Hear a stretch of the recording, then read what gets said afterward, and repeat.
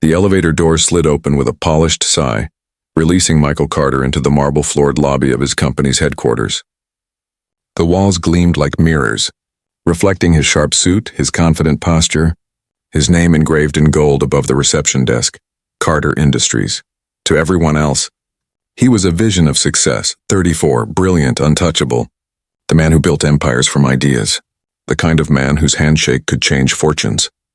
But as he stepped into the fading hum of the evening, the weight of it all pressed heavy against his ribs.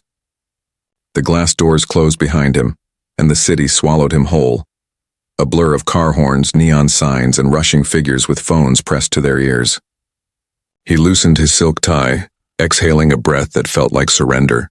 Another day done, another million earned, another empty victory. Above him, the glass tower rose into the night sky like a monument to ambition, its upper floors glowing white against the indigo dusk. His name shone from its side, bold and gleaming, but it felt foreign, almost mocking.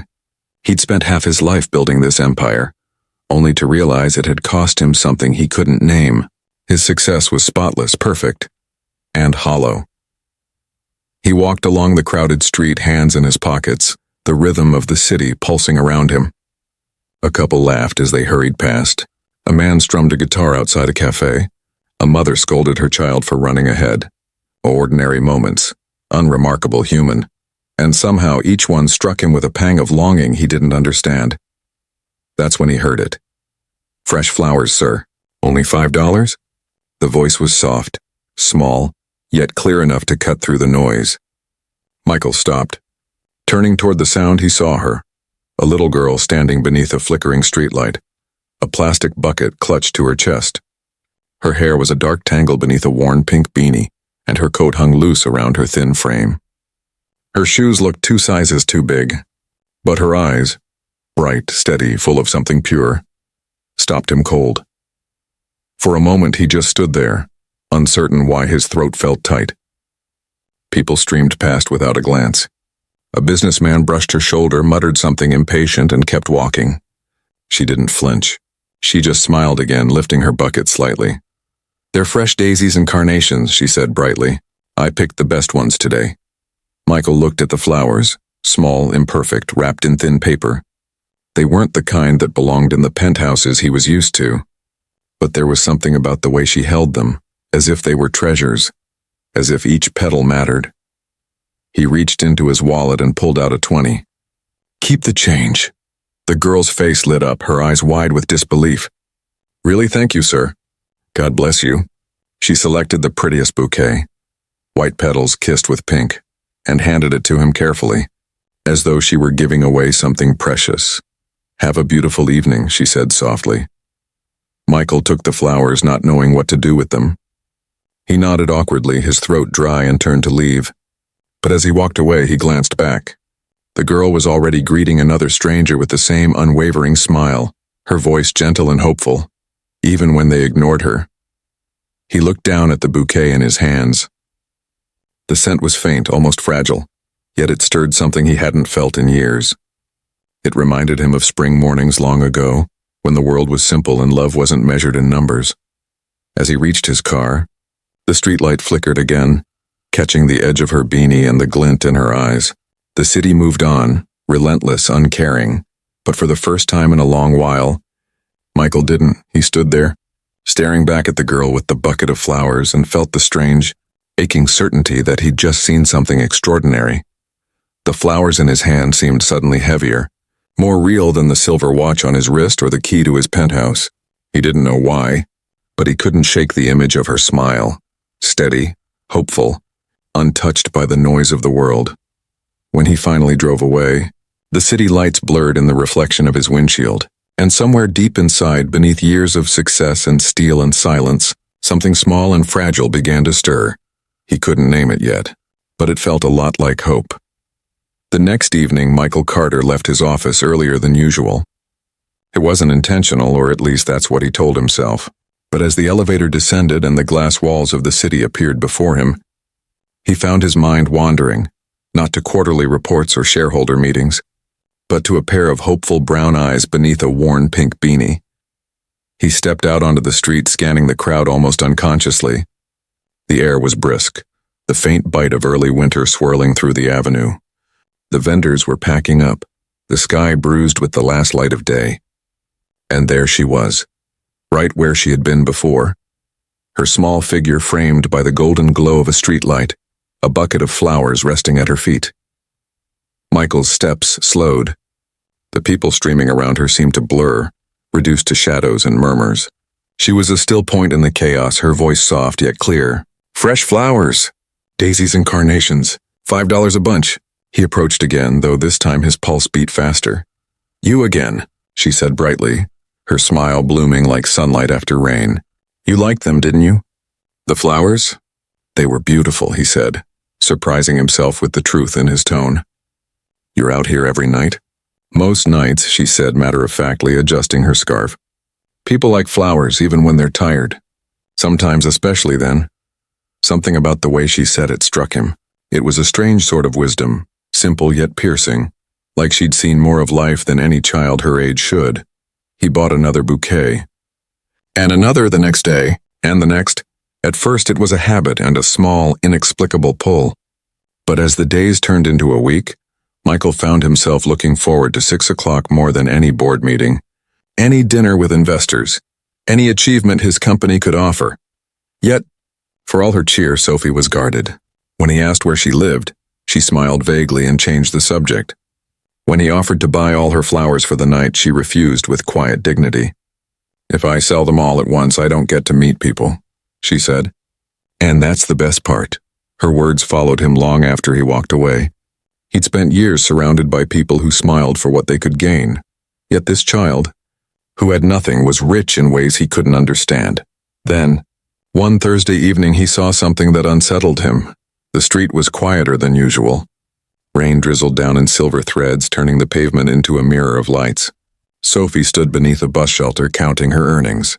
Michael lingered across the street, half hidden beneath the awning of a coffee shop. He told himself he was just waiting for the rain to ease. But his eyes didn't leave her. She stacked the bills carefully, small denominations, mostly ones and fives, and then, to his surprise, she split the money into 2 piles. The smaller one she tucked into her pocket, while the larger she smoothed out, folded neatly, and slid into a white envelope she pulled from her jacket. Michael frowned. What was she doing? She glanced around quickly, her small face pinched with concentration. Then she pressed the flap of the envelope closed, slipped it into her backpack, and hugged the bag to her chest as though it contained something precious. Lightning flickered over the skyline, thunder rolling somewhere far off. The rain thickened. She hurriedly packed up her flowers and disappeared down the street. Michael's curiosity burned hotter than it should have. This wasn't just pity anymore. It was fascination, unease, something deeper he couldn't quite define. That night, he barely slept. Every time he closed his eyes, he saw her. The envelope, the seriousness in her tiny face, the way she moved with purpose. Who was she sending money to? And why did it matter so much to her? By the next evening, the decision was made before he even admitted it to himself. He would follow her. He left his office early, blending into the dusk crowd. Sophie was there again, just as before, smiling at strangers, holding her bucket like a badge of honor. Michael watched from across the street, feeling strangely nervous. She was efficient, kind, and fearless, an adult in a child's frame. When the clock struck 7 and the crowd thinned, Sophie began packing her unsold flowers. She tied the bucket with a strip of cloth and slung her backpack over her shoulder. Then she walked. Michael followed at a distance, his heart pounding like he was trespassing into a secret. They passed glittering stores and dark alleys, places where luxury gave way to rust and graffiti. The air changed, thinner, colder. Sophie walked with steady purpose, her small frame cutting through the shadows. Finally, she stopped in front of a brick building with boarded windows and a weathered sign that read, "St. Mary's Home for Children." Michael froze. He watched as she approached the door, knocked, and was greeted by an elderly woman in a nun's habit. They exchanged a few words, then Sophie reached into her bag and handed over the envelope. The woman's face softened, her hand trembling slightly as she accepted it. Sophie smiled, hugged her, and turned back toward the street, lighter, freer, as if giving had somehow filled her up. Michael couldn't move. The realization hit him like a blow. The little girl who sold flowers in the cold was giving away more than she kept. And not to her family, not to herself, to an orphanage. He leaned against a lamppost, rain streaking down his coat, his breath unsteady. The city felt suddenly silent, as if the world had stopped to watch one small act of grace. In all his years chasing power, no contract, no merger, no deal had ever felt this powerful. He had witnessed something extraordinary, and he knew, deep down, his life would never be the same again. The next morning, Michael Carter's penthouse felt colder than usual. The glass walls stretched from floor to ceiling, giving him a view of the entire city, the very empire he had helped build. But for the first time, he didn't feel pride when he looked at it. He felt distance. The world down below had color, movement, and life. His up here was all steel and silence. The image of Sophie beneath the rain haunted him. That tiny figure soaked and smiling, handing away her hard-earned money to a crumbling orphanage while he slept in a bed that cost more than her entire year's earnings. He could almost hear her voice. Some people need it more than I do. Michael set down his untouched coffee and called his assistant. Patricia, he said, his tone sharper than he intended. I need you to find information about St. Mary's Home for Children on Ashford Street. Everything, who runs it, their financial situation, their history. And one more thing, find out about a little girl named Sophie Bennett, 7 years old, sells flowers near our building. Be discreet. There was a pause on the other end. Of course, Mr. Carter, may I ask what this is regarding? Michael stared out at the skyline, his reflection ghosting over the glass. I'm not sure yet. By noon, Patricia's efficiency delivered results in the form of an encrypted email. Michael opened it, and what he read pulled at something deep inside him. Sophie Bennett, orphaned at 4 after her parents died in a car accident, spent 3 years at St. Mary's, adopted by Ellen Bennett, a single nurse working double shifts at County General Hospital, began selling flowers 6 months ago to help her mama, and to raise money for the kids who don't have homes yet. Half of her daily earnings, always half, were donated to St. Mary's Orphanage. Michael leaned back, the words blurring. A photo was attached. Sophie hugging a smaller child at Christmas, both grinning with missing teeth, their eyes lit with joy. He stared at the picture until his chest ached. For the rest of the day, he couldn't focus. In meetings, the numbers blurred into noise. At dinner, the food tasted like ash. By evening, his decision was made. Not by logic, but by the quiet pull in his gut that refused to leave him alone. He needed to see where that envelope went. Not from a distance this time. That Saturday, Michael found himself driving through the older part of the city, streets he hadn't seen in decades. The further he went, the more the polished skyline behind him faded into chipped bricks, flickering lights and narrow sidewalks cluttered with children's bicycles and stray cats. His luxury car looked absurd parked there, gleaming under the flicker of a single lamppost. St. Mary's stood at the end of the block, a weathered building with cracked windows and peeling paint. Yet behind those tired walls came laughter, soft, high-pitched, alive. Michael stood at the gate for a long moment before pushing it open. Inside, the yard was small but alive with movement. Children chased one another through puddles, their laughter echoing against the stone walls. A few girls were drawing chalk flowers on the ground. One boy balanced precariously on a rusted swing. "Can I help you, sir?" The voice belonged to a woman in her 60s, her silver hair tucked neatly beneath her habit. Her face was lined with both fatigue and peace, the kind of expression that comes from decades of quiet service. "I'm Michael Carter," he said. I believe you know a little girl named Sophie Bennett?" Her face brightened immediately. "Ah, Sophie, yes, our little miracle. She visits often, brings donations, flowers, and enough joy to fill this entire building." Michael tried to smile, but his throat tightened. "She brings money? Regularly?" The nun nodded. "Every week. Sometimes twice. Always half of what she earns, she says. I told her to keep it, but she only smiled and said, 'You taught me sharing is love, Sister Margaret.'" The woman's eyes softened. "You must be one of her regular customers. She speaks of a kind man who always buys flowers even when he doesn't need them." Michael's heart stumbled. "She talks about me?" "Oh, yes. She says you have kind eyes, but heavy ones." I think she meant sad. He didn't know what to say to that. He'd spent years cultivating an image of strength, a man unshakable, unbothered, always in control. Yet somehow a 7-year-old girl had seen straight through his armor. Sister Margaret guided him through the hallways. The building smelled faintly of chalk, old wood, and bread baking somewhere. The walls were lined with children's drawings, stick figures holding hands under rainbows, scrawled hearts labeled family, love, home.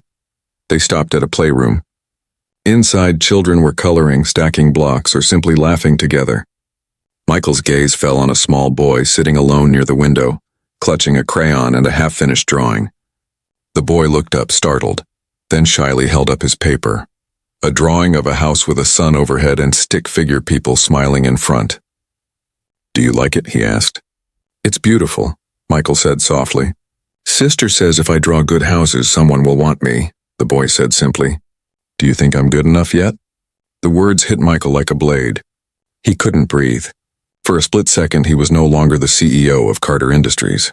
He was a little boy again, alone in a cold orphanage halfway across the country, asking himself the same question into the dark. Am I good enough for someone to love me? He turned away, hiding the storm behind his eyes. Sister Margaret's voice broke through gently. "You've been here before, haven't you? Not this place, perhaps, but a place like it?" Michael nodded, barely. "A long time ago." "Then you understand," she said kindly. "These children aren't just waiting for homes. They're waiting to be seen." He looked back at the playroom, at the faces full of hope and fear, at the lives balanced on the edge of being forgotten. And for the first time in years, Michael Carter, the man who could buy anything, felt powerless. As he left St. Mary's, the sounds of laughter faded behind him, replaced by the hum of his idling car. The city skyline glowed in the distance like a crown of glass and light. He had built that world brick by brick, deal by deal, dollar by dollar, and yet standing there he realized the truth that would change everything. He was the poorest man in the city, and the richest person he'd ever met was a 7-year-old girl with a bucket of flowers. That Monday, the city woke up in a rush of horns and headlines, but Michael Carter couldn't feel any of it. The skyline outside his window gleamed gold beneath the sunrise, a testament to progress and power. Yet the longer he stared at it, the smaller he felt. His name, once a symbol of ambition, now hung in his chest like a chain. The visit to St. Mary's had shaken something deep inside him, something he'd buried long ago under contracts, mergers, and immaculate suits. The laughter of those children still echoed in his ears. Their eyes had looked at him not as a man to impress, but as someone who might understand. And he did, too well. But one pair of eyes haunted him more than the rest. Sophie's. Her kindness. Her quiet purpose. The way she gave away what little she had. He couldn't understand it. It wasn't logical, it wasn't strategic, it wasn't business. It was heart, the one thing he'd spent years ignoring. By the afternoon, his decision was made. He needed to meet Sophie's mother. He used Patricia's report again, scrolling until he found the address. A modest apartment complex on the east side of the city, safe but old. He drove there after sunset, parking his sleek black car on a street where most vehicles had more rust than paint. The air smelled faintly of rain and cooking oil. Children's laughter drifted through cracked windows. He hesitated before knocking. For once he felt nervous. His hand hovered mid-air, the polished businessman uncertain how to introduce himself to an ordinary woman who had raised an extraordinary child. When he finally knocked, the door opened to reveal a woman in faded scrubs, her hair pulled into a tired bun. Her eyes, warm but wary, scanned his suit, his watch, his posture. "Can I help you?" she asked, her tone polite but guarded. "Mrs. Bennett?" "Yes." "I'm Michael Carter," he said, trying to soften his voice. I've been buying flowers from your daughter." Immediately, Ellen Bennett's body tensed. "Did something happen to Sophie?" "No, nothing like that," he said quickly. She's remarkable. I wanted to speak with you about her." The hesitation in her face melted just enough for her to open the door wider. "All right," she said, stepping aside. "Come in." The apartment was small but spotless. The walls were covered in photos. Sophie smiling with missing teeth, Sophie in a school uniform, Sophie holding a bucket of flowers nearly as big as her. A cozy chaos of crayons, books, and warmth filled the space. It was nothing like Michael's penthouse, yet it felt more alive than anything he owned. "Mama, who is it?" Sophie's voice piped up from the hallway. She appeared in her pajamas, her hair messy, her smile instant when she recognized him. "Mr. Michael," she exclaimed, running to hug his leg. "You came to visit." Ellen frowned, but there was a softness in her eyes now. "You know him?" "He buys my flowers all the time," Sophie said proudly. "He's really nice." Michael felt something twist inside his chest. Nice. Such a small word, but one he hadn't heard in years without an ulterior motive behind it. They sat in the living room. Ellen offered him tea and he accepted, though his throat was dry. "Mrs. Bennet," he began. "I hope you won't take this the wrong way, but I've learned about Sophie's donations to St. Mary's. It's incredible what she's doing, but she shouldn't have to." Ellen's eyes hardened slightly. "Mr. Carter, I appreciate your concern, but we don't take handouts." "It's not a handout," he said quickly. I want to help. Maybe I could sponsor Sophie's education, or make a contribution to the orphanage in her name." "Mr. Carter," Ellen interrupted, her voice firm but calm. "You seem like a good man, but Sophie doesn't sell flowers because she needs money. She sells them because she believes in kindness. If you really want to help, don't take that lesson away from her." Michael was speechless. In his world, problems were solved with checks and signatures. Yet here was a woman who refused both, clinging instead to pride and purpose. Sophie climbed onto the couch beside him, swinging her legs. "You don't have to give us money, Mr. Michael," she said simply. "You could just come play with us at St. Mary's. The kids there don't have many friends." The words pierced through him like light through glass. Her mother smiled faintly. "She's right. Friendship is worth more than money in our world." For a long moment, no one spoke. The ticking of a small wall clock filled the silence. Michael stared at the photos again. The warmth, the laughter, the simple joy of two people who had so little and yet everything that mattered. When he finally stood to leave, Ellen walked him to the door. "I know what it's like to work too hard for things that don't fill you," she said softly. "Be careful, Mr. Carter. Money can build walls, but it can't keep out loneliness." He nodded, the weight of her words sinking deep. Outside, the wind cut through his coat, but he barely felt it. He looked up at the night sky, at the faint glow of the city lights, and realized he'd spent years chasing brightness in all the wrong places. As he reached his car, he heard a faint sound behind him. Sophie had leaned out the window, waving the flower bouquet he'd once bought from her. "Good night, Mr. Michael. Don't forget, come visit us on Saturday." He smiled for the first time that day, a real, unforced smile. "I'll be there," he said softly. And as he drove off, he didn't notice the tears that slipped down his cheek. Tears not of sadness, but of something long forgotten. Because for the first time in years, Michael Carter had been invited not to a meeting, not to a deal, not to a negotiation, but to belong. Saturday morning dawned cold and silver, the kind of morning when the air tastes like steel and the city feels half asleep. But for Michael Carter, it was different. He hadn't slept. His mind had turned all night restless, replaying every word Ellen Bennet and her daughter had said. Money can build walls, but it can't keep out loneliness. That line haunted him. He sat at his kitchen counter, staring at the cup of untouched coffee beside him. For years he had started his mornings the same way. Emails, financial reports, the day's schedule printed in precision. But this morning there were no meetings, no boardrooms, no strategy sessions, only a quiet resolve. He was going to St. Mary's. By the time he pulled up to the orphanage, the clouds had thinned into pale streaks of morning light. The building was old, red brick faded by time, the paint on the shutters peeling, the front gate slightly crooked. It looked like it had stood for generations, held together not by wealth or power but by something stronger, love and endurance. Children's laughter floated faintly through the air. It startled him. Pure, unfiltered joy so alien to his world of silent elevators and tense boardrooms. He hesitated at the gate, suddenly feeling out of place in his tailored coat. Then a voice behind him broke the spell. "You must be Mr. Carter." He turned. An elderly woman in a navy habit stood by the door, her smile kind, her gray eyes sharp with understanding. "I'm Sister Margaret," she said, extending a hand. "Sophie told me you might come today." He shook her hand, his grip firm but uncertain. "I hope I'm not intruding." "Nonsense," she said, waving the thought away. "People only intrude when they come for themselves. You came for others, didn't you?" He didn't know how to answer that. Not yet. Inside, St. Mary's was alive with sound. Footsteps, giggles, the chatter of children running between rooms. The smell of bread baking mingled with crayons and floor polish. It was messy, imperfect, and warm. As they walked through the hallways, Michael's eyes darted from room to room. He saw drawings pinned to the walls, crude but colorful depictions of families, homes, and sons smiling down on stick figures. One drawing stopped him cold. It was of a tall man holding a child's hand beneath a rainbow. The words written in shaky handwriting read, "Someday my forever will come." Sister Margaret followed his gaze. "That one's Tommy's," she said softly. "He's 6. Been here since he was 4. His parents left him at a hospital and never came back." Michael's throat tightened. "Does he still think they'll come for him?" "Every day," she said. "But he's a resilient boy, always asking if he's good enough to be chosen."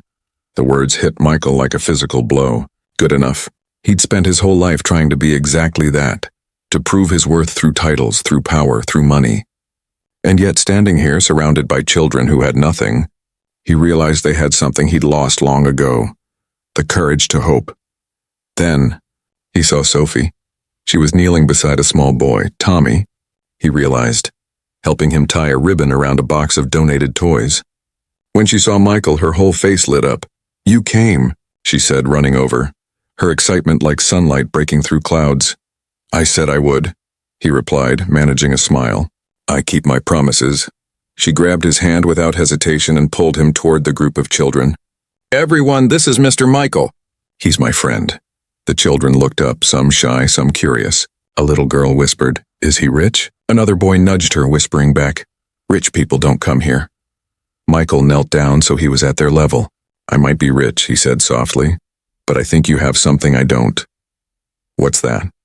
Tommy asked. "Joy," Michael said, his voice catching. The children laughed, not mockingly, but with pure amusement. Sophie handed him a small paper crown she'd made.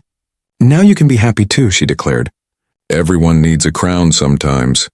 He laughed, actually laughed, for the first time in years. It was a small sound, rusty from disuse, but it filled the room like a new beginning.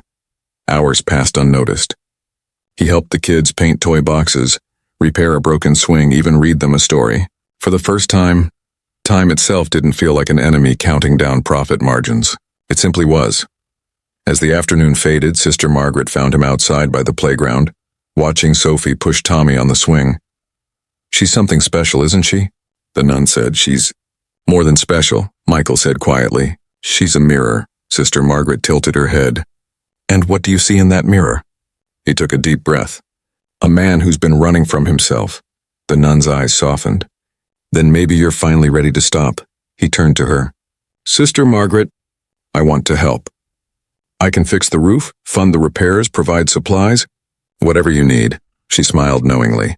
"That's generous, Mr. Carter. But before you give us money, tell me one thing." "What's that?" "Why?"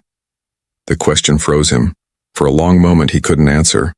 Because the truth wasn't simple. It wasn't charity. It wasn't guilt. It was something deeper, something raw. "I think I'm trying to save the part of me that still believes in good," he said finally. The nun nodded, her eyes glistening. "Then you're not saving us, Mr. Carter. You're saving yourself." As dusk settled, Michael watched Sophie wave goodbye, her bucket of flowers swinging by her side. And in that moment, as laughter echoed behind him and twilight wrapped the orphanage in gold, Michael Carter realized something powerful. He had spent his entire life building towers out of glass, but the foundation he truly needed was here among the cracks and the children, and the little girl who still believed in miracles.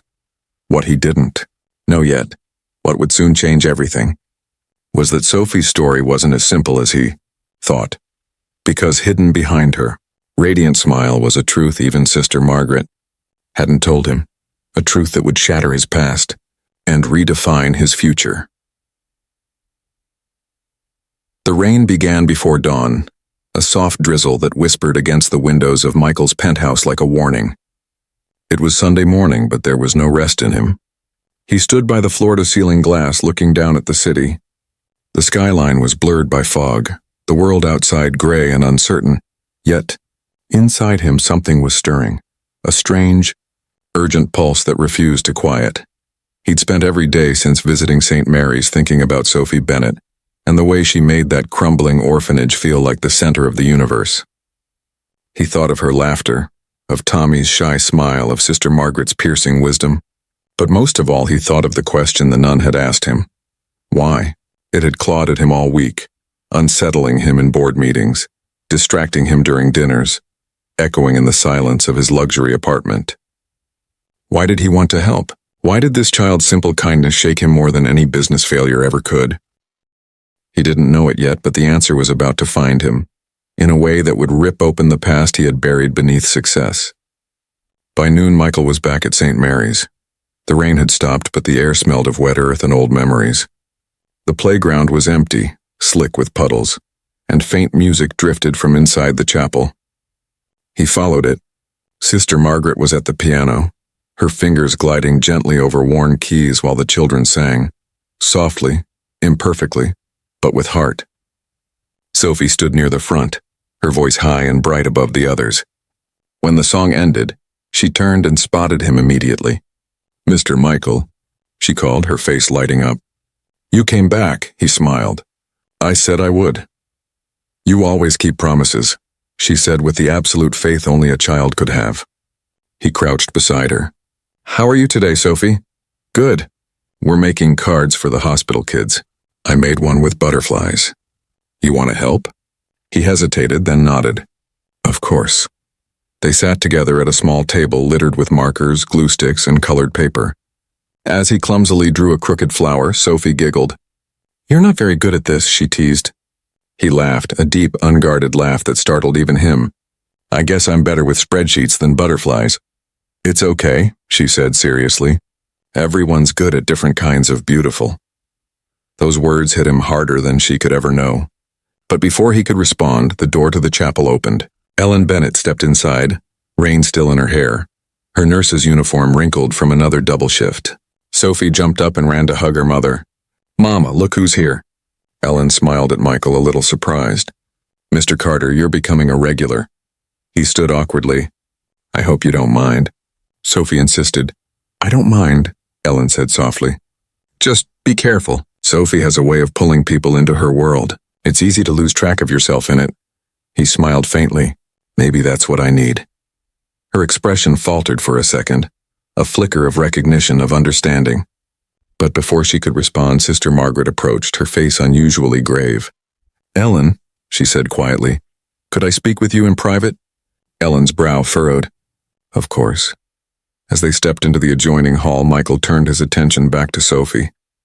She was drawing something, a tall building with glass walls and inside it a stick figure standing alone at the top. He frowned. "What's that, Sophie?" She didn't look up. "That's your tower," she said simply. "My tower?" "The one you work in. You told me it's very high." She added a little cloud beside it, then a few tiny people at the bottom. "You look lonely up there." He froze. "Do I?" Sophie nodded, her expression thoughtful. "But that's okay. Sometimes lonely people build tall things so no one sees how small they feel inside." For a moment, he couldn't breathe. Her innocent words cut through decades of armor. Before he could speak, Ellen returned. Her face was pale, her hands trembling slightly. "Is everything all right?" he asked. She forced a smile. "Yes, just hospital things. Sister Margaret wanted to talk about the orphanage's supplies. They're running low again." But something in her tone was off. The same quiet tremor he'd heard once before. The sound of someone trying not to break. Later that evening, as he left St. Mary's, he noticed Ellen standing outside beneath the old street lamp. She was on the phone, her voice low, urgent. He paused, hidden behind the gate. "Yes, I know," she was saying. "I haven't told Sophie yet. I don't want to worry her until I'm sure. But the test results came back, and it's spreading faster than they expected." Michael's chest went cold. He stepped back, heart hammering, realizing the truth before she even said it. Ellen Bennett, the woman who worked 2 jobs, who refused charity, who raised Sophie with unwavering love, was sick. Terminally sick. She ended the call, wiping her eyes before turning back toward the orphanage. In that moment, Michael saw her not as a proud mother, not as a struggling nurse, but as a woman racing against time to give her daughter a future she might not be there to see. He leaned against the cold iron fence, his breath shaky. The realization hit him like thunder. Sophie's generosity, her constant giving, her radiant light. It all came from a mother teaching her not to take the world for granted, because she knew one day she wouldn't be there to guide her. The sky above cracked with lightning, and Michael knew what he had to do. Not write a check, not build a new tower, but protect that little girl. Protect her joy, her innocence, her hope, no matter what it cost him. And as he walked into the rain, the storm in his heart was louder than the one above, because for the first time in his life, Michael Carter wasn't thinking about success. He was thinking about salvation. And he had no idea that what he was about to do for Sophie and her mother would change not just their lives, but uncover the secret that tied their fates together in a way he could never have imagined. The storm had passed by morning, but the city still trembled from it, streets slick, puddles glinting under the weak October sun. From his office high above the skyline, Michael Carter stared out the window, his reflection superimposed over the sprawling city below. He looked every bit the powerful CEO the world believed him to be.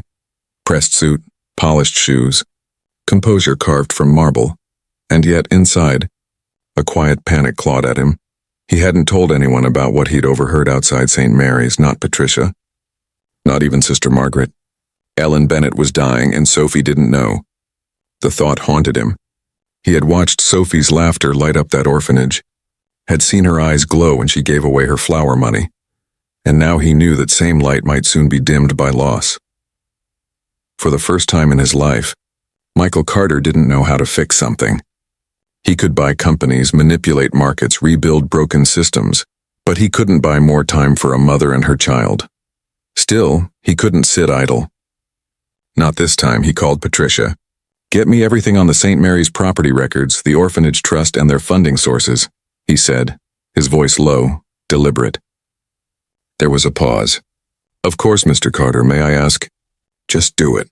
He hung up and exhaled. He didn't know why yet, but he knew he needed to act. To protect the place that had rekindled something in him, and the people who had reminded him what it meant to care. That afternoon, he drove to County General Hospital. He wasn't invited, but he walked through the automatic doors with the determination of someone who'd decided rules no longer applied. When he reached the oncology wing, he found Ellen in a corner room sitting near the window with a cup of lukewarm coffee. The sunlight fell gently across her face, but her eyes were distant, weary. She looked up when she saw him. "Mr. Carter," she said softly, "you shouldn't be here." "I know," he said, closing the door behind him. "But I heard you last night." Her face froze. You heard?" "Yes," he interrupted gently. "I didn't mean to. But I know now, and I can help." Her eyes flashed with anger and sorrow all at once. "Help? How? With money?" He hesitated. "If that's what it takes, yes." She stood, her voice rising. "You don't understand. I don't want your money. I don't want Sophie growing up thinking people fix things by writing checks." "Then what do you want me to do?" he demanded, the frustration breaking through. "Watch you die? Watch that little girl lose the only person she has?" Her composure cracked. Tears welled in her eyes as she whispered, "You don't get to take that burden, Michael. You can't fix this." He stepped closer, his voice soft but fierce. "You're right. I can't fix what's happening to you. But I can make sure Sophie never ends up back in that orphanage feeling forgotten. You taught her to give without fear. Let me honor that." Ellen looked at him then, really looked, at the man beneath the suit, the boy behind the cold walls he'd built. She saw something familiar in his eyes, something broken. "You talk like you've lost someone," she said quietly. He swallowed hard. "I did." He turned away, his voice low. "I grew up in a place just like St. Mary's. Different name, same story. My mother left when I was 6. My father overdosed 2 years later. I waited in that dormitory every night, hoping someone would come for me." He paused, his hand tightening. No one ever did. Ellen's breath caught. "You were?" "Yes," he said simply. "An orphan. The system placed me with a family when I was 10. They wanted the check, not the child. By the time I was 18, I was done waiting for anyone to save me, so I built a life where no one could hurt me again." He met her gaze. "Until your daughter reminded me what real kindness looks like." Silence filled the room, heavy and raw. Then Ellen sat back down, her strength faltering. "If something happens to me, Promise me she won't go back there. Promise me you'll look after her. I promise, he said instantly without hesitation. A tear slid down her cheek, but a small smile followed. Then maybe I can have peace.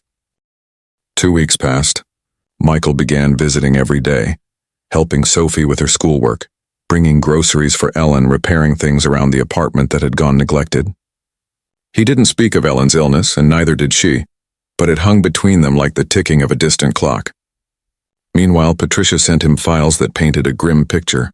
St. Mary's was running out of funds. Without intervention, the orphanage would close within 6 months. One night, Michael stayed up until dawn drafting a plan. He would create a foundation in Sophie's name, the Bennett Fund for Hope, to rebuild the orphanage, provide scholarships, and ensure no child was ever left behind again. He didn't tell Ellen or Sophie yet. It had to be perfect first. But fate doesn't wait for perfection. The call came on a Wednesday morning. Ellen had collapsed during her hospital shift. By the time Michael reached the ER, it was too late. She was gone. He stood in the sterile hallway, the world blurring around him. All his success, all his power, none of it mattered now. The woman who had refused his wealth had taught him the most priceless lesson of all. Love isn't measured in what you give, but why you give it. And then came the second blow. Sister Margaret's trembling voice over the phone. Sophie doesn't know yet, she said. She's here waiting for her mother. She thinks Ellen's just late from work. Michael's hand shook. Don't tell her yet, he said hoarsely. Please, let me come. When he arrived at St. Mary's, the children were playing outside. Sophie ran to him instantly, clutching her flowers. Mr. Michael, look. I saved you the prettiest ones. He dropped to one knee, forcing a smile, tears burning behind his eyes. They're beautiful, Sophie, she grinned. Can we take them to Mama tonight? She said she's working extra shifts, but I want to surprise her. His heart cracked clean in two. He looked at her, this tiny, selfless girl who had unknowingly resurrected his soul, and realized that in saving her, he might just save himself. Sophie, he whispered, his voice breaking, how would you feel if... I took care of you for a while, until your mama comes back? Her eyes widened. You mean, like family? He nodded. And as she threw her arms around his neck, Michael Carter closed his eyes, a single tear escaping as he finally understood what it meant to be chosen. But as he held her close, Sister Margaret watched from the doorway, her face lined with something deeper than grief. She knew something Michael didn't, a truth that Ellen had confessed just days before she died, a truth that would turn Michael's promise into destiny, because Sophie Bennett wasn't just a girl he had met by chance. She was the daughter of the woman who had once left a little boy named Michael Carter at an orphanage gate decades ago, and fate, in its quiet, merciless wisdom, had brought them back together at last.